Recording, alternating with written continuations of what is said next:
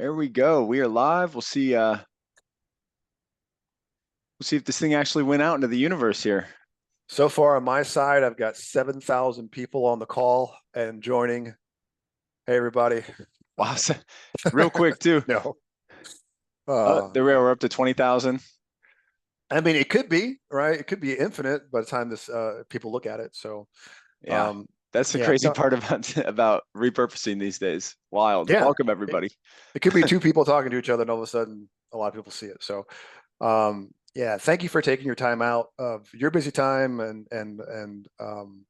meeting us with us here. It's pretty cool what we've been able to do, and we're going to get into all that stuff. I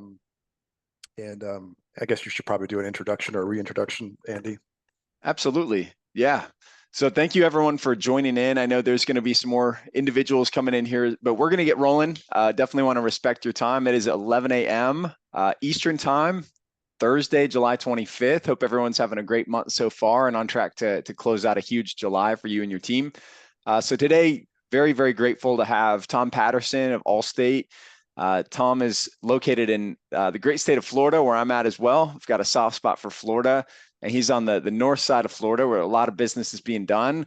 And we've had the pleasure here at Team Hired of collaborating and working with Tom on a telemarketing system. And, you know, with Tom's tenacity, his leadership ability, the team that he has in place, he's got so much great information to share about how he's structured not only this program, but sort of his team's overall approach to the market to be able to, hit some pretty astounding increases in numbers within the business. So bringing you on today, Tom, is a moment to be able to share out some of that success, just to add value and help hopefully give some people some ideas and some direction as they look to, navigate this environment today, go out and acquire a new business and continue to feed their team as well, to help their team succeed and grow. So it's very, very grateful to have you here today with us. And, I'll turn it over to you and give you the microphone here.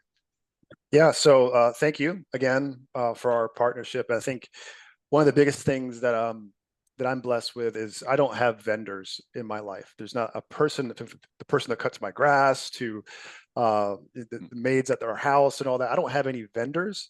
I have relationships with partners. And you guys are definitely a partnership with us. And I encourage most people to seek out partnerships versus vendors.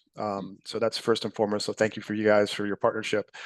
We started January 1 with this stuff because 2 weeks prior, our goals were raised significantly. And as a large agency, when they raise significantly, that percentage goes, proportionally. So, which feels unproportionally actually, but because the bigger you are, the harder it gets. But so I knew we had to do something, and I had to think outside the box. Contacted you guys. We walked through a system, and I said, okay, I'll give it a shot. And I tried telemarketing before, and failed, crashed and burned. So I was like, okay, what's going to be different? We went through that, and we had some really good success right off the bat. And if you listen to our previous conversation, my next goal was then to scale it, go and hire a whole new round of LSPs, bring it into the office, train them, had to get more telemarketing going, more leads pumped in, more calls coming in, and see if we could scale that.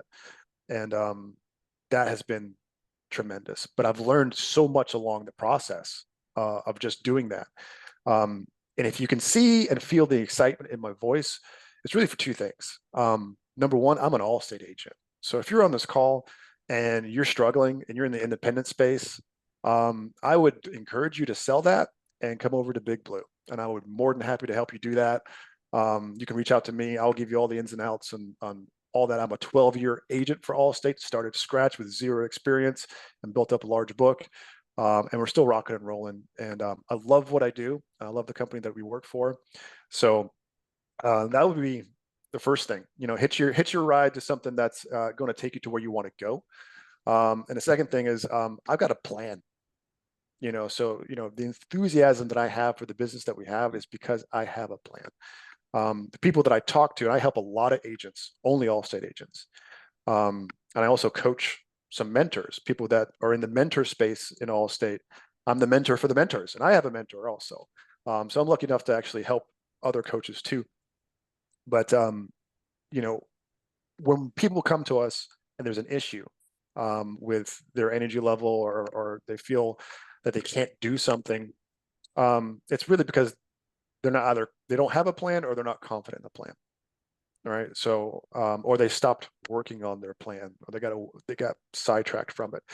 So I have a great plan, and it's working, and we're tweaking it as we go, kind of building the ship as it flies, but it's been tremendous. The numbers that we put out of what we are currently at is incorrect. So I want to give full transparency that those are not the numbers that we're at. We are way above it. Today's numbers through July 24th, our quote volume up year to date 61%.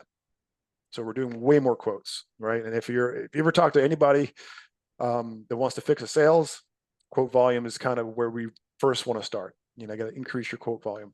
So that's huge. Our total business premium is up 72.5% premium. Now, I have less products to work with than before.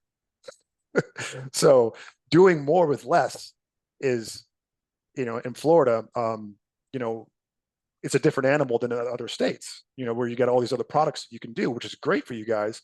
I'm just selling pretty much auto, and to be up 72% in total premium is great. I'm loving that.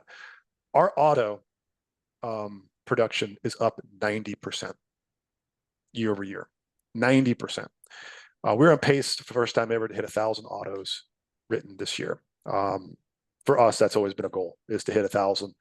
So, and everyone's goals are different, which is, is proportionate and all that. And I talk a lot about when I'm helping other agents to figure out what their goals really, what success looks like for them, right? The company has what success is, and some people feel like I can't get on the bonus grid, or I can't get on to pro to elite, or where they're at, and they get discouraged.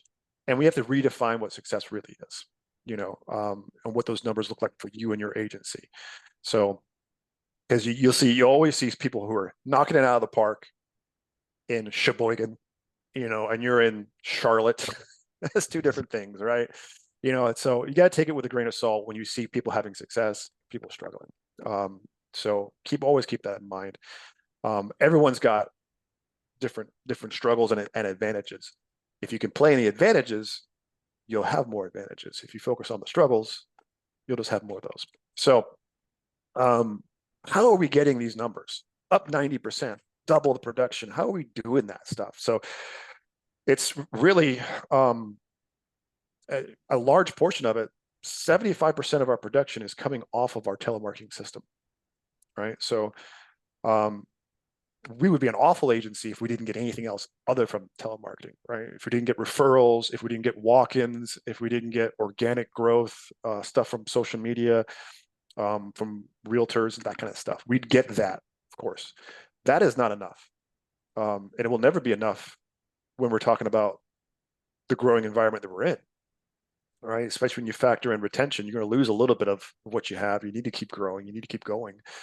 So we needed to get something that would get our call volume up, get our people quoting, to get to that ratio.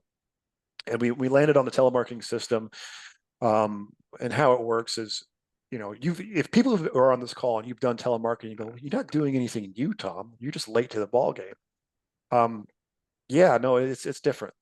And here's the main thing that I found is Team Hired is a hiring company by their DNA, right? So the telemarketer that you're set up with, just like anything in life, you get the wrong partnership, you're probably not going to get good results. Your spouse is wrong, you're going to have a hard time at home.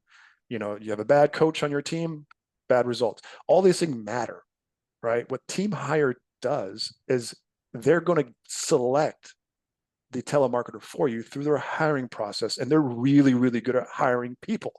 That's what they do. So they vet these people. They ask all the questions.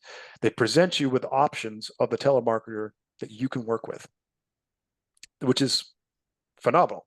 You get to see the videos of these people beforehand, how they talk, how they interact, how they answer questions, because that's a huge part of the puzzle, right? You can get the leads, you get a telemarketer, but the telemarketer doesn't sound like somebody that's going to get the call over to your agency in a warm handoff correctly, it doesn't really work, or you're going to have less results. So we've been really, really fortunate because Team Hire does that. They select the telemarketer that and vets them.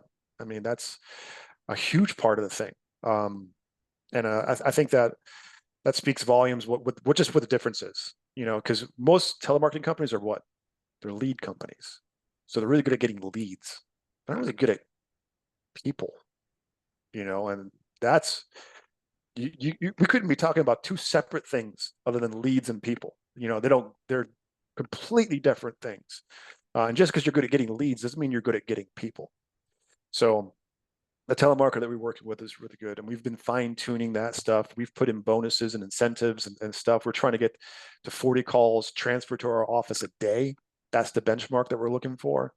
And then, you know, our close ratio holds steady. We're at a 15% close ratio, which is where we were last year. So to do 60% more quote volume and have our close ratio stay the same. And now that's close ratio for the Allstate stuff, right? All the Advantage stuff and everything else that we do that we're selling isn't in that close ratio. So our effective close ratio of the home that we do, of the life insurance that we do, of the commercial product that we do, all that stuff isn't in that. So it's probably much higher than that. This is just basically a lot of auto quotes that we're focusing on that close ratio.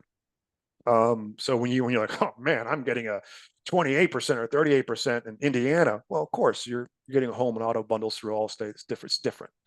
But for us, that's pretty decent. So, you know, another thing that we're looking at is, okay, we're doing a lot more quotes. We're doing a lot more new business. How's retention? Well, retention year over year, we're up slightly, 0.46. So we haven't dipped in retention. We're holding steady a little bit higher, even with the rate activity and everything else, the volatility in the market. So, I mean, win.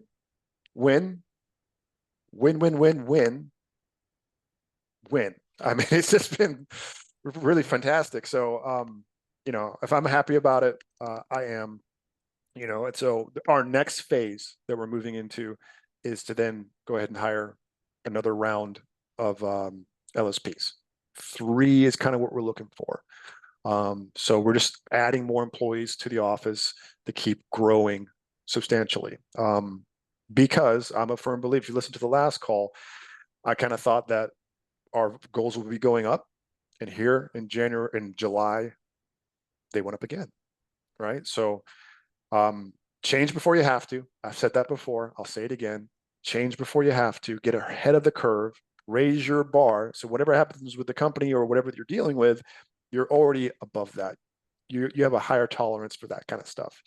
I am having the greatest month that we've ever had, and probably one of the more challenging months that most agents have had. That is not by any kind of coincidence. Right, we've planned for this. You know, we have an activity chart. We've got a process. We've got training in place. We've got people in place. We've got lead flow in place, and then we have a plan to take it to the next level. And we're working that plan. If I sound stuffy, I am. I've been sick for the last 3 days. I've been in the office. Most people get sick and they stay in bed. I'm so happy and excited. I haven't been this happy and excited since the first month when we opened our doors, because it feels brand new. It feels like we have all this energy and excitement in the office again. So another thing I'd challenge you to do is to reach out to successful agents. You get these reports and stuff, ask them, pick their brains on what's working. Talk to your corporate people for marketing advice and see what's going on with them, schedule those conference calls with them. A lot of that's free resources for you guys. Do all the free stuff.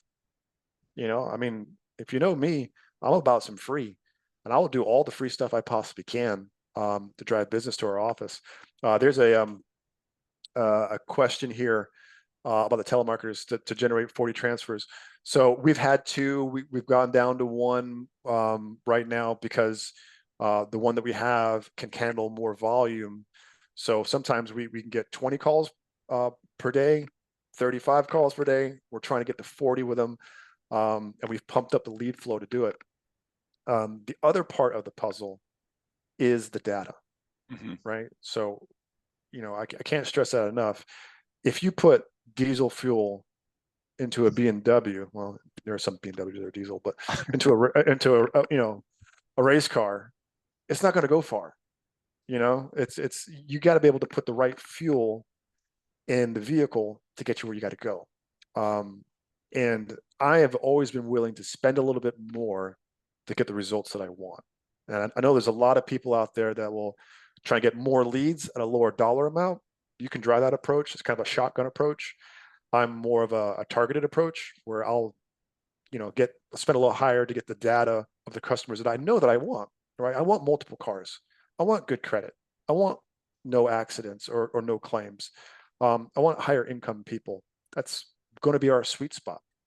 So I'll spend more for that data to have the telemarketer call those people and then transfer over to us. Yeah, could you skip the telemarketing and get the leads? Sure, you could do that. But you have to understand, when you're trying to get to where you want to go, your highly qualified, highly trained salespeople in your office with a 15% close ratio, they're being told no 85% of the time, right? Imagine then if they had to call the leads just to be told no 85% of the time. They're going to be so discouraged that, they're calling lead after lead after lead, they're getting hung up. Then they finally get a quote, and then the close ratio applies to that quote. The telemarketer keeps the mental sanity of the LSP intact. You should always be trying to safeguard the culture in the company.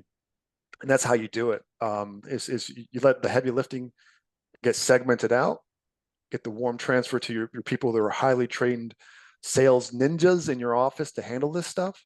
And we're bundling it. We're bundling it like crazy. I mean, it's I'll put on the bundle hat, I put on the bundle dance, and we go to work. So, And Tom, I'm going to jump in just real quick here because we had a question from Jay D'Alessandro about how many leads per day to target that 40 transfers. And I just real quick want to say that initially what we see is that in the first, I'd say 90-day period, there's this moment where you've got to build up a pipeline of leads. And so one of the things that Tom did, and he could definitely speak to this as well, is sort of front load his system and give it more leads at the beginning, and then was able to sort of scale that back. And now we're kind of back on the rise to get it, to a higher level.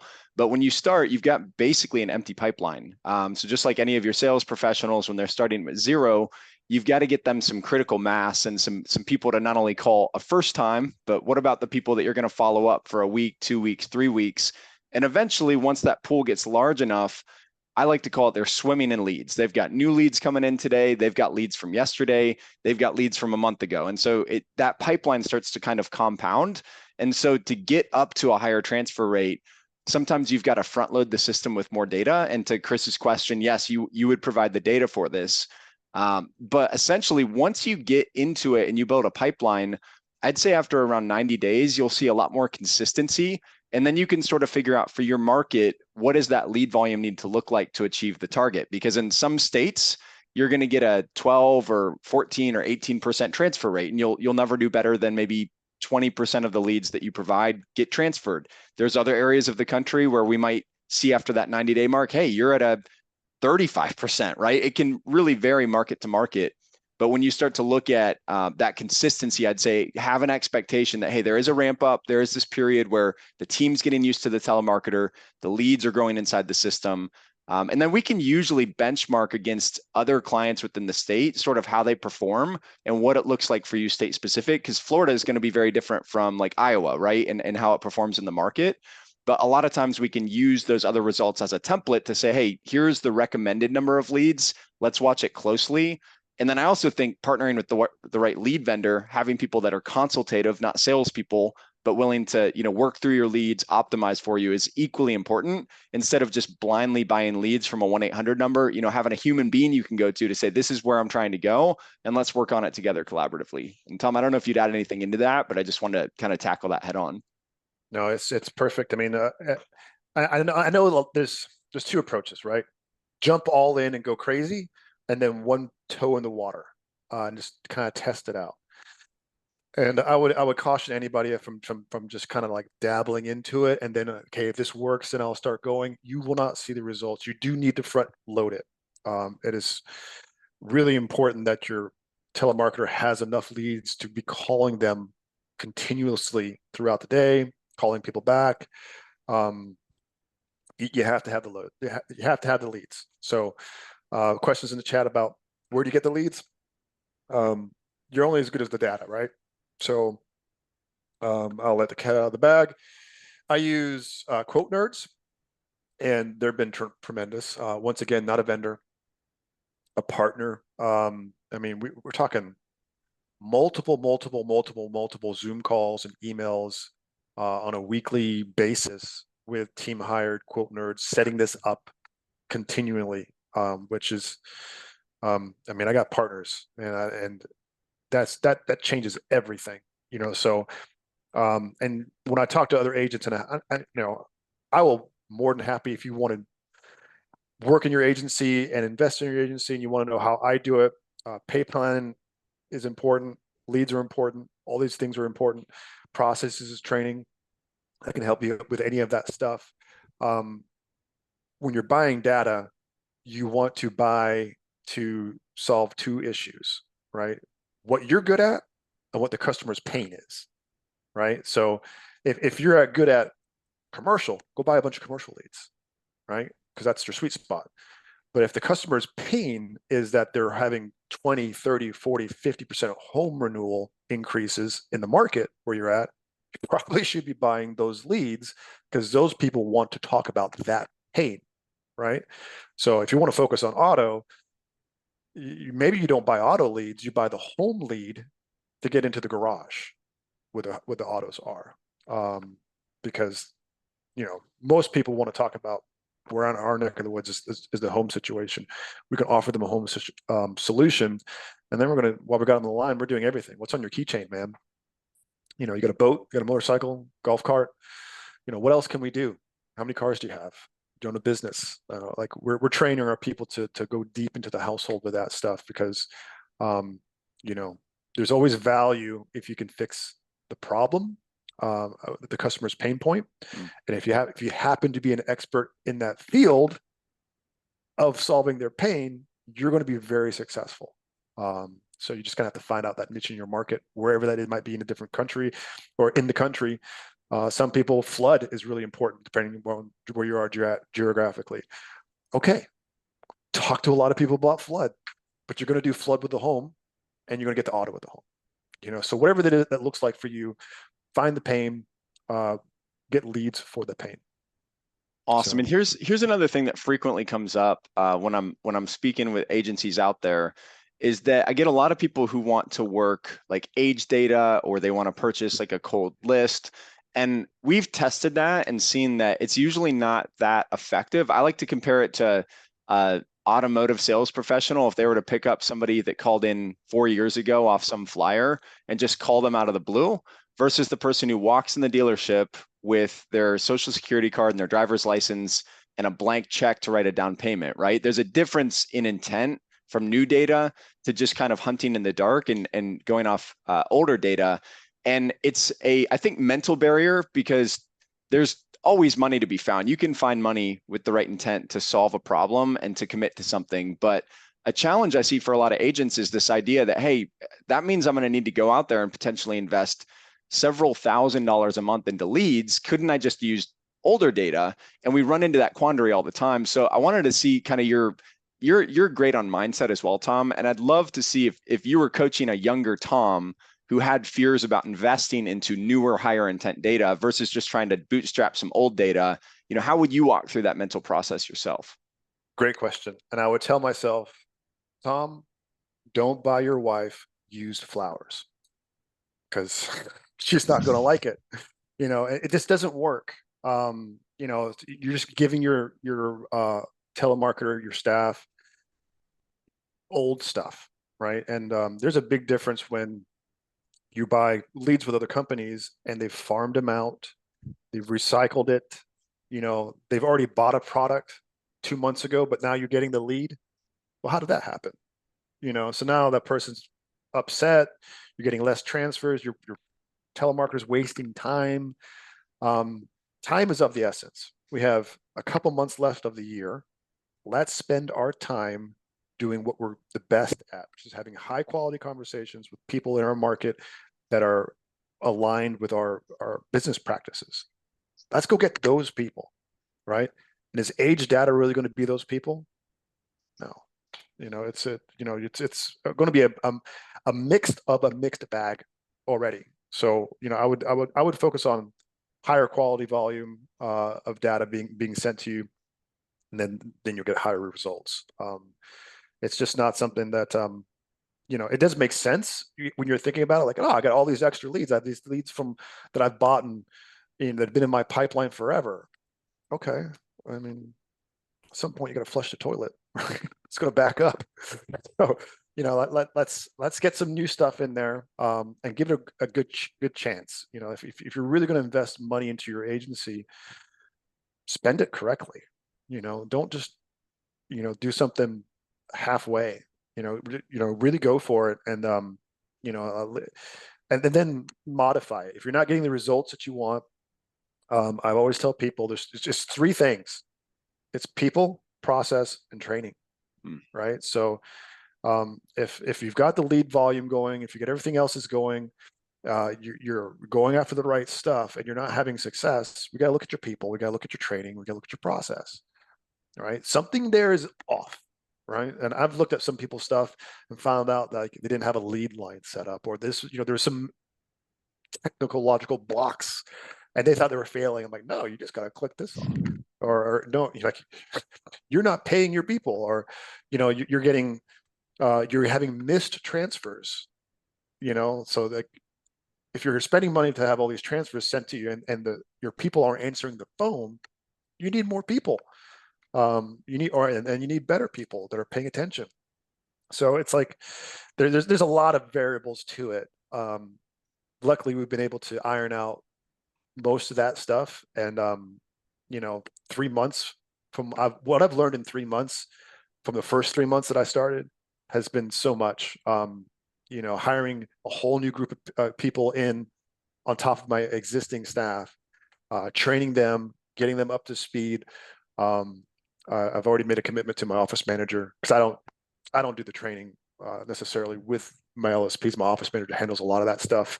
I said I want to hold off just a little bit to get to catch your breath, because I'll hire people who have experience and non-experience.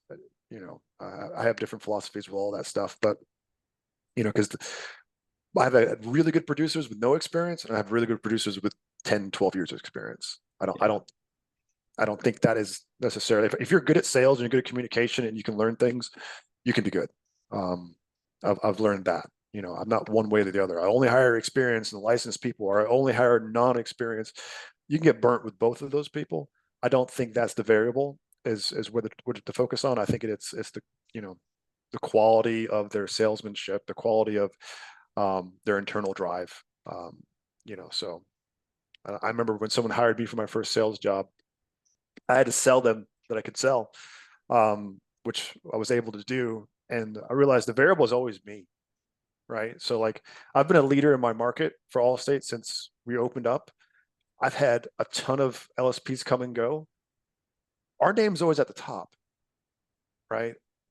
It's not necessarily because of the people that we've had, as LSPs, because they come and go from year to year. The turnover is always going to be there as part of our industry. The difference is you as the agency owner, right? So that's what the majority of the time I spend when I'm coaching agents is I spend working on the mindset of the agency owner, because how you run your business and how you run your life is the biggest variable. How can an agency that has the same demographics, the same rates, the same products be struggling and another one be thriving? Right? If the playing field is the same, why is one successful, one different? The answer is the agency owner.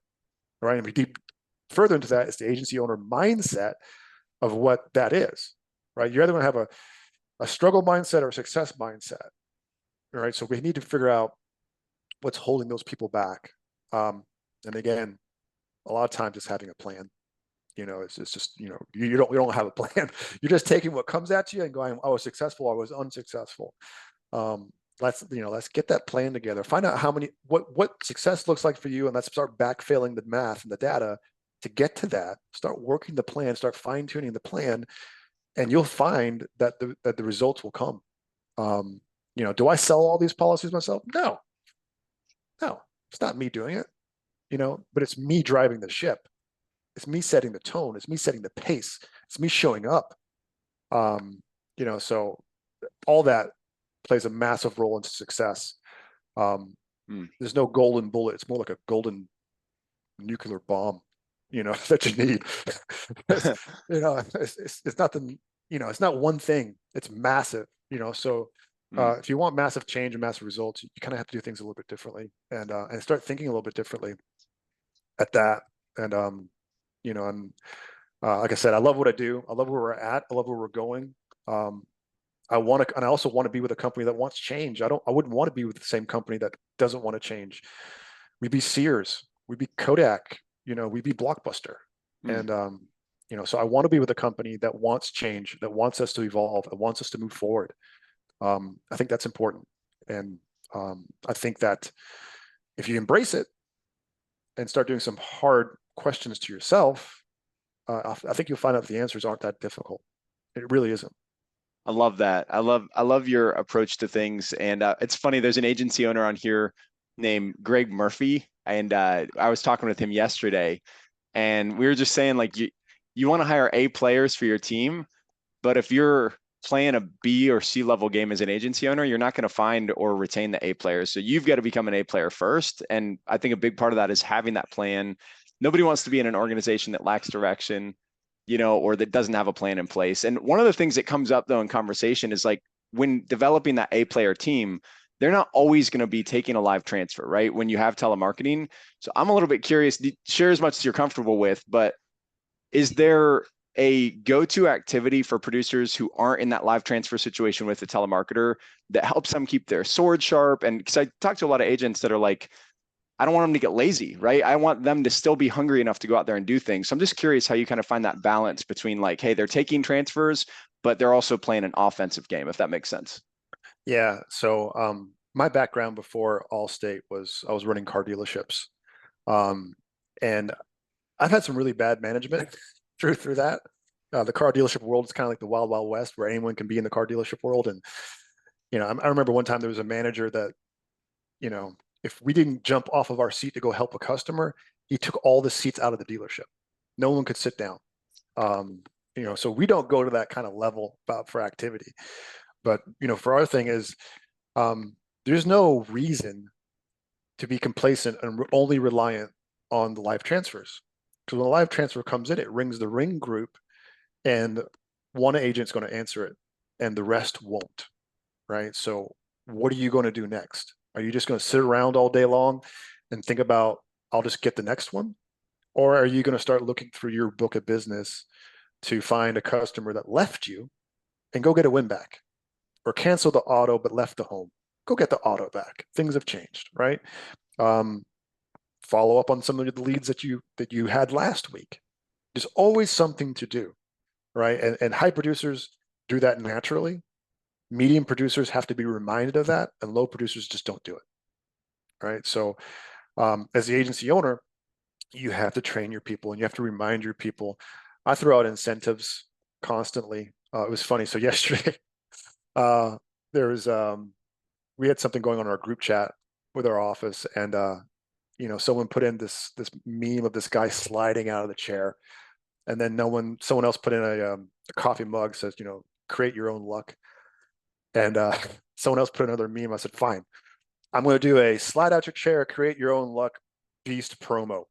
And I said, for the first person that does 3 autos bundled gets $223.23.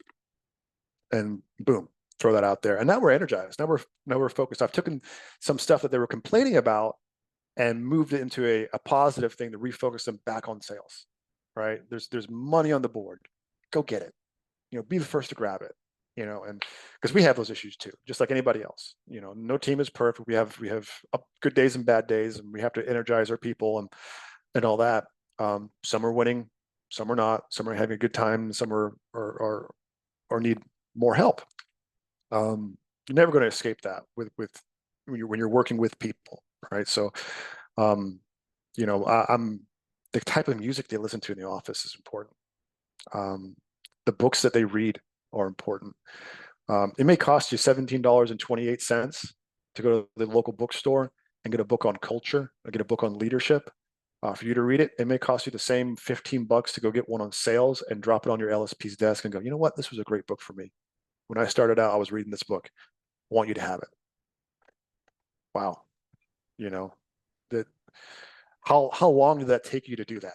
To help a person, to believe in them, to give them that knowledge. So I mean, there's mindset is everything, and you can protect your mindset for your people. You have them in your office for 7, 8, 9 hours a day. Mm-hmm. You owe it to them to put them in a positive, healthy mindset environment for them to thrive. If it's a lot of complaining, if it's a lot of we don't listen to country music in the office because it's so depressing. But I can't stand it. It's all about dogs dying and wife leaving you and truck breaking down, and I can't do it. So, it's uplifting stuff. It's motivational stuff. Our group chat your group chat could be a toxic environment or it could be a motivating environment. You choose which one. So all that stuff matters in a healthy, winning relationship. Your pay plan matters. If your people can't make money or don't see a path on how they can make money, you're probably going to lose. Because either two things happen: you hired for someone who doesn't care about a pay plan, you're not going to win, or you have a bad pay plan, you're not going to win. So you might want to focus. Does my pay plan incentivize these people the way I want to win? What the success looks like for me. Is it the same pay plan since 2010? If everything else has changed but the pay plan, I don't know. Maybe you have the best pay plan ever, or it's not working. And it's probably not working. So, And Tom, I know your time is super valuable here, and I don't want to steal all your time this morning. So I know you got team members and managers and a marketplace relying on you guys to go do what you do with your leadership. But we did get one more question here, which was, do you get any other leads in addition to the warm transfers? Like any other internet leads or things that you guys work maybe separate from that? Sure. So we do events from time to time. When they pop up and get invited. So sometimes we get some leads from that. Sometimes we get a lot of leads. I've been doing it for 12 years. I'm in Jacksonville and Tallahassee. I have a very good presence in those cities. So we got a lot of mortgage and real estate leads coming to us as well. We've done direct mail for years. And we still do a little bit of direct mail because I don't want to let it go a little bit because I've got a lot of mail that's been sent out throughout the years with a QR code that would come to us if they decide to pick up the mail and hit it. That's expensive, and it doesn't really give us the results that we need. So we've kind of allocated our resources more to this program, and away from that, our mail volumes dropped. But yeah, man, a lead is a lead. The person that cuts my hair, which I need a haircut badly, but is a lead. The person that bags your groceries is a lead. The cop that pulls you over is a lead. You have to change your mindset that we are in a target-rich environment in insurance. Everyone needs it. You sell a product that everyone has to have. Everyone's a lead. So, and then if you can get these people to be mini me's, your LSPs to be a mini me with that same mindset, they're selling around the clock. They're selling at church. They're selling at the barbecue. They're selling at the beach. Why not? And anything which goes back to the pay plan, right? If the pay plan is going to incentivize them to do that, then they should. And if they're good salespeople, they want to do that naturally.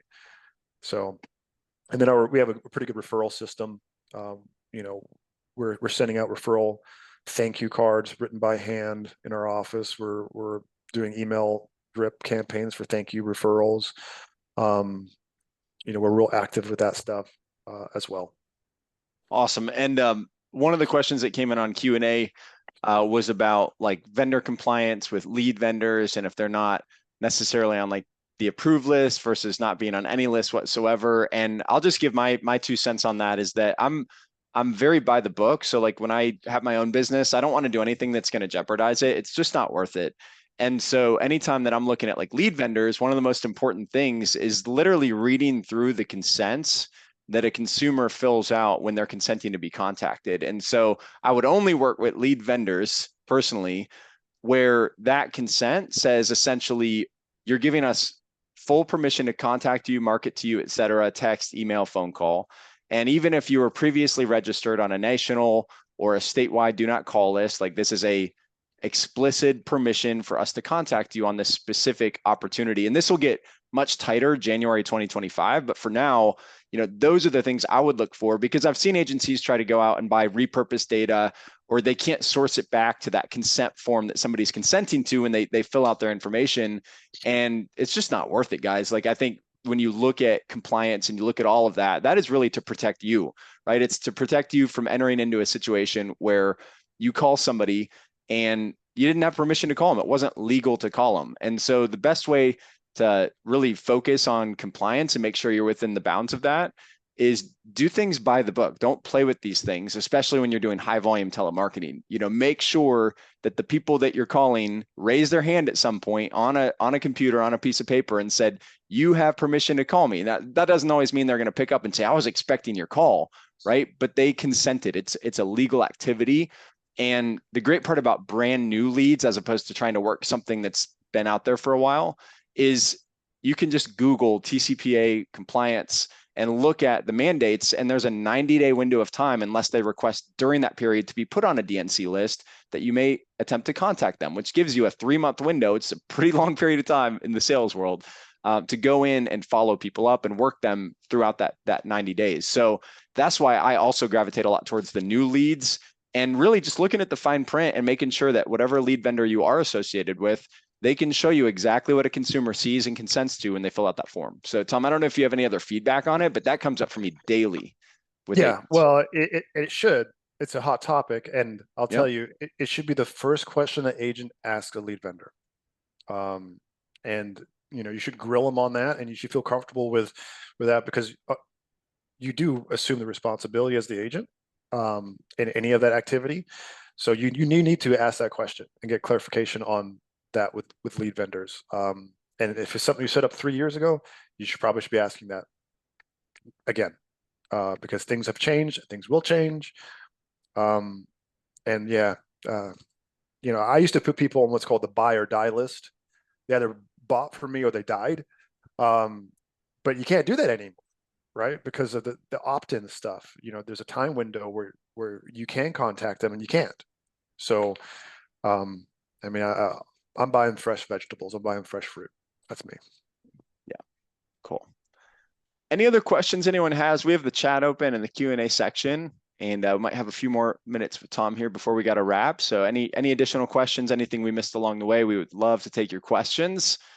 And then we also promised a Amazon Fire handout for the best and most engaged questions. So I'll be running that afterwards and all the analytics, and then notifying a couple of the attendees here on that as well. Ship it out. Could be, you know, I would, if it were me, I would give it away as a contest for my sales professional. You'll make way more money than taking a tablet, and get way more out of it if you use it as a carrot in your office. But that's just me. Pricing, Greg asked pricing. So I can't speak to the leads. Maybe Tom can speak a little bit to that range, but definitely on telemarketing. Typically it's $1,000 setup and about $2,500 a month.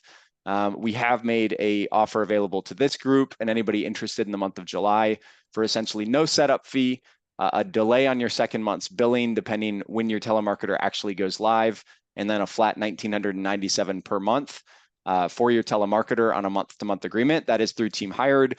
And then again, the lead side is a separate expense, is a separate line item to fuel that telemarketer, but it's about $1,997 a month.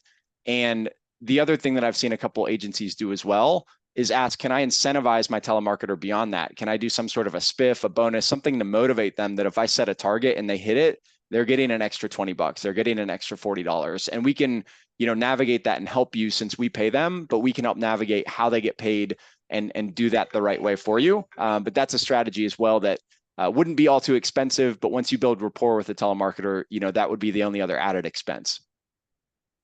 Yeah, exactly. I mean, just thinking about the telemarketer has to win, your LSP has to win, the customer has to win, the company has to win, the agency has to win, right? So when you're putting up processes and systems in place, you want to think about how does that happen, right? And if one of the people aren't winning, hopefully it's not you, but if you have to think about everyone involved.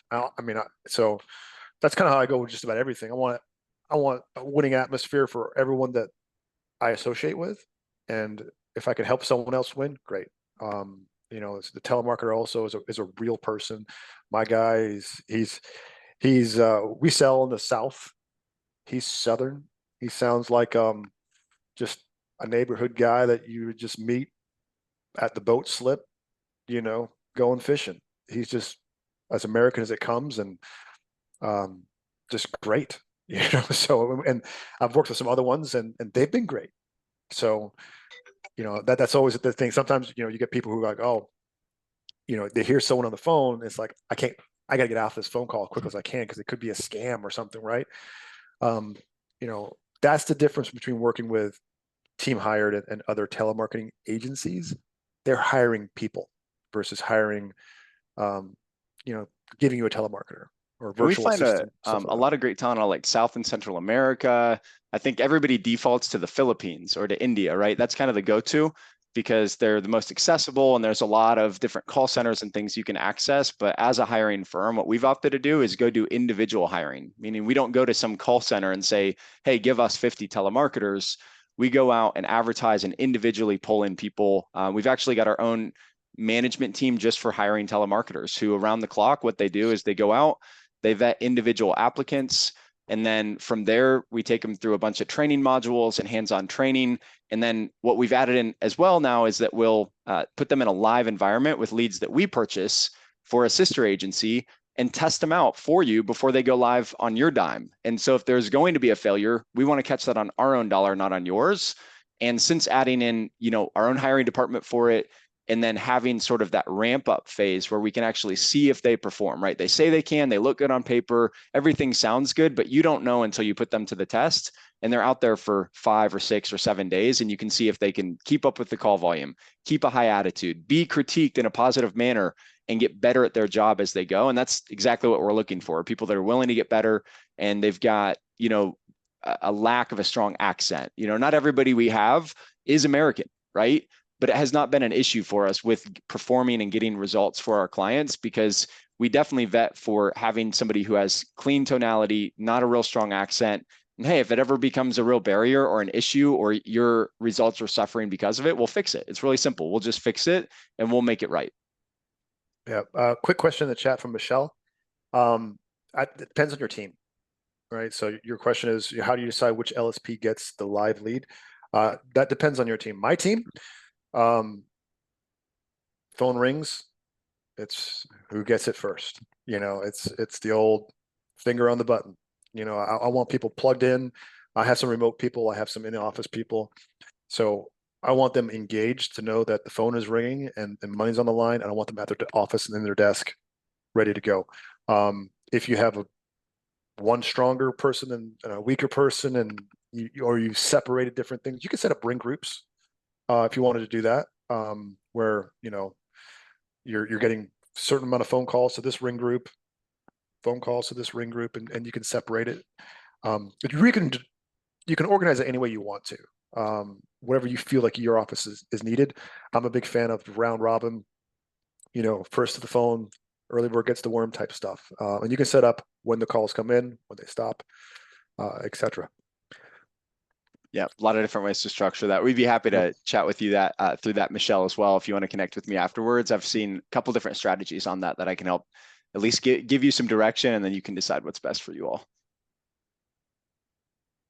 Awesome. Cool. Tom, before we wrap here, anything else to add? Listen, you're at the halfway zone.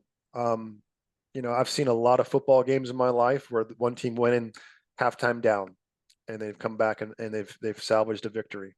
It is the adjustments, it is the mindset and the willingness to put in the work that can do it. So, um, you know, we're not out of the woods yet. We got big goals to hit. We want to keep ramping up and keep scaling. And I want to drag as many successful agents up as possible. So if I can help you, a couple ways to get in touch with me. If you're not already in my Evolve to Elite Facebook group, just search Evolve to Elite on Facebook. You can join that group if you're an Allstate agency owner. And you can communicate with me. There's a lot of free tips and tricks and stuff in that already. And I'm more than willing to help you along for that. Like I said, I want you guys to win. And I've been lucky and I get a lot out of it too. Talking to people, I pick up stuff and tips and tricks from talking to successful agents as well. And I'll tell you, I've worked with people who are really, really struggling, and I've worked with mega agents that are already on pace, they're already elite at 4.0. Right. So it's really everybody is could be into this stuff. It's not exclusive to small, medium, or large. There's a way to get moving with it wherever you're at. And I fully believe we're in the best spot right now to invest in your agency, to grow your agency, to get most out of the agency opportunity. It's up to you. If you're listening to this and you think you can or you think you can't, you are correct. You're right. Perfect. Well, thank you so much for your time. Seriously, very, very grateful. And I love seeing you win. I love seeing your team win. And I love that all the work that you guys put in ultimately is paying off for you. So really, really appreciate your time today. And also for everyone who showed up, thank you so much for being here and learning. And feel free to reach out to me. I've got my direct cell phone here up on the screen somewhere here. My email, andy@teamhire.com. But if you're in that strategy phase where you need to maybe work through some of this stuff, I'm along for the ride. Let's strategize. Let's work together on something and make it make sense for you guys. Thanks for the partnership, Andy. Appreciate it. You as well. Hope everyone has a great day. Thank you, Tom. See you guys. All right. Bye.